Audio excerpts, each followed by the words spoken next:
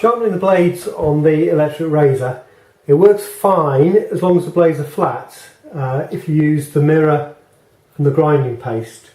However, on some of the modern razors, like this one, you have a problem that actually the blade is slightly profiled. And it's profiled because it's sitting inside a curved head. So to actually sharpen it, you need to sharpen the whole profile. The only thing that's actually going to suit that to grind it against, that's got exactly the same profile, is actually the head that it's already been running in. So to sharpen these, I'm going to show you how to use the head. Still use the mirror because that's quite useful to contain the paste, and sharpen it in situ like that. One of the things we do need for it is a T20 driver bit, and I've used an electric drill, but of course a hand drill will work as well over time. If you use a T20, I found that certainly fits the Phillips, but I think that might also be a common profile to some of the other heads. And if you get the Phillips T20 in there, it's a good firm fit and spins the blades, and nice tight grip on it, so you shouldn't get anywhere with it. Right, so what we'll do now is I'll use my power drill and we'll have a go at sharpening this head and blade set with the mirror and the grinding paste that we've done before.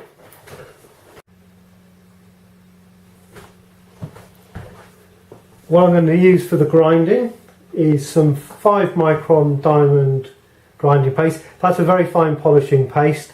Obviously we do need a fine polish because we're trying to get it to be very sharp, and these are high precision blades. The actual paste itself is quite thick, so it doesn't particularly flow, and if we don't dilute it down, what happens is that it just gets caught in all the edges of the blades. So to dissolve it down a little bit, this paste is oil soluble, so we're just using normal household vegetable oil. That vegetable oil does a perfectly good job of dissolving the paste and lets it flow and become quite liquid.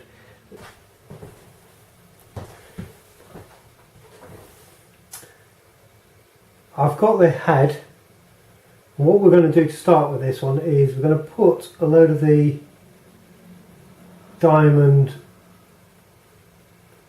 grinding paste inside the head. Now if I actually go and try and grind that through, or grind with that, it's actually too thick. So what we need to do is just to let it down with a little bit of oil. This is why I'm using the mirror, so that we can keep it all contained and stop it going everywhere. A bit more paste of that. Right, I'm just going to start that off by hand now, just to get the two mixed together.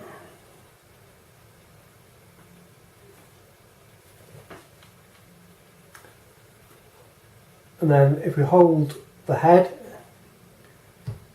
and we put the power drill in low speed, this wants to go on the forward direction, so that we're actually moving it in the same direction as the head's grinding.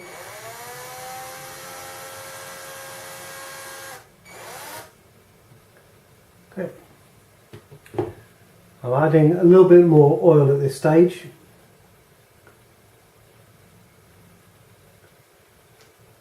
So what I want it to do is actually really flow between the head and get the grinding paste to go right in the holes underneath it, which you can now see it's starting to come through, so that's good.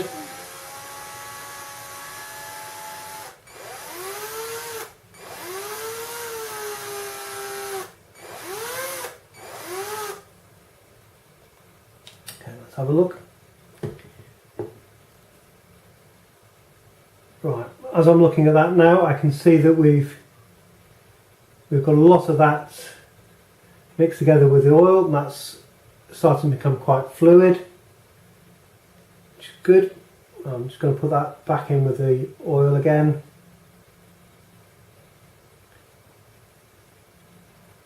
Put it back in and give it another go.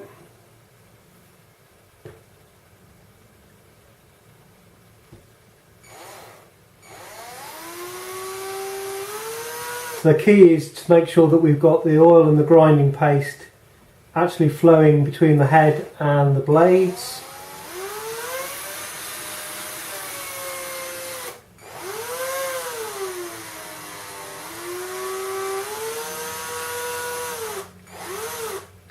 That's quite efficiently now grinding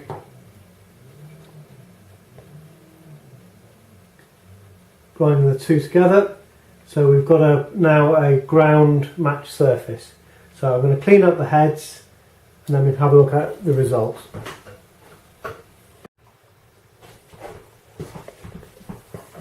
Right, I'm just going to degrease these heads in hot vinegar. I've got another video which I've already done on the channel about using vinegar to degrease and to clean the heads. So please have a look at that one. If you can subscribe to the channel at the same time, that would be even better. Right, to degrease, it's simply a question of put them in some hot vinegar and shake it up, and then we'll have a look at the results.